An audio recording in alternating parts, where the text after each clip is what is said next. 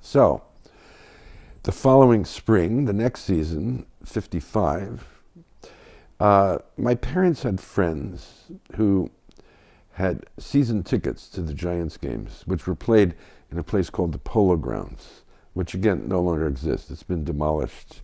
It's only a memory now. So we went to a game. It was a night game. We sat in the box seats, and after the game, as we were leaving the stadium, there was Willie Mays standing in his street clothes already. And I remember feeling, he was 24 years old. Just think, 24. And I timidly went up to him and said, "Mr. Mays, may I please have your autograph?" And he said, "Sure, kid, sure." Got a pencil? And I didn't have a pencil. My father didn't have a pencil. My mother didn't have a pencil. Their friends didn't have pencils, and no one had a pen. And then Willie Mays said, "Sorry, kid, ain't got no pencil, can't give no autograph." And then he left.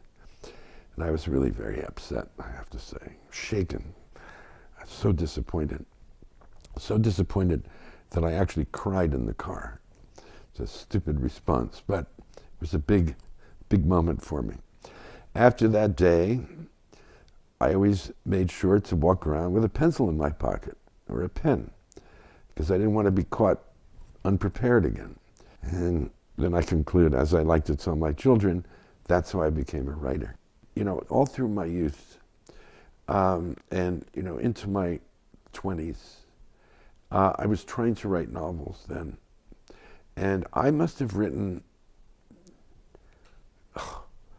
1,000 pages, 1,500 pages of aborted novels, things I could never finish, piles and piles of manuscripts. And this was my apprenticeship. This is how I learned how to put sentences together. Never published any of that stuff. But some of those ideas later resurfaced in books I published later when I was older and capable of doing it. So for me, it was very slow. Early on, I could write poems because they were short, but longer forms were too difficult for me. Now, it's also instinctive. I'm barely aware of what I'm doing. But at the same time, I don't write fast, and I've never written fast. For me, a good day's work, and this is 8 hours of work, a good day's work is if I have one typed page at the end. 1. 2 pages is great. 3 is a miracle. You know, it happens maybe 4 times a year that I can do 3 pages. But if I can get the 1 page done, I feel satisfied. And so that means generally writing a passage 10 or 15 times, going over and over and over, fixing the sentences, you know, trying to hear the rhythm, and until it looks like a piece of music, effortless, smooth, with the energy that I want, and that's the work. The hard work is in trying to make it look easy. Sometimes, I'll make a lot of false starts earlier in the day. I'm starting on a new paragraph because I always end a day's work at the end of a paragraph. I'm never in the middle of a paragraph. So, and the paragraph for me is the unit of composition for prose. In poetry, it's the line, but in prose, it's the paragraph.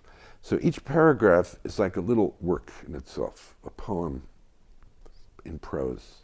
And so I'm always raking through everything. Even if I'm writing a long book, every once in a while I'll take a pause and I'll go back and start reading it all over again. I call it raking. I rake it. You know, it's like raking leaves. You want to get all the leaves off the lawn. You want it to look perfect. And so sometimes it takes months before you realize, oh, that sentence is not a good sentence. I have to fix it. The other thing is, I get up from my chair a lot during the day, and I walk around the room.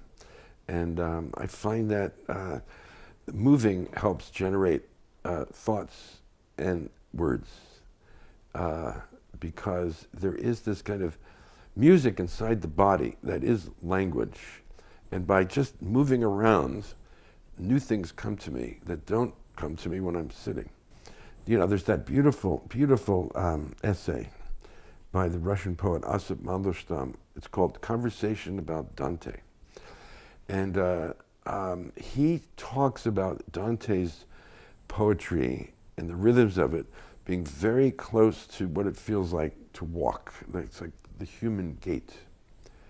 And then he asked the most beautiful question, the question that only a poet can ask. He said, I wonder how many pairs of sandals Dante wore out while writing the Divine Comedy. Beautiful, no? Well, I'm wearing out lots of shoes too, walking around, trying to find the rhythms of the work that I'm hoping to do.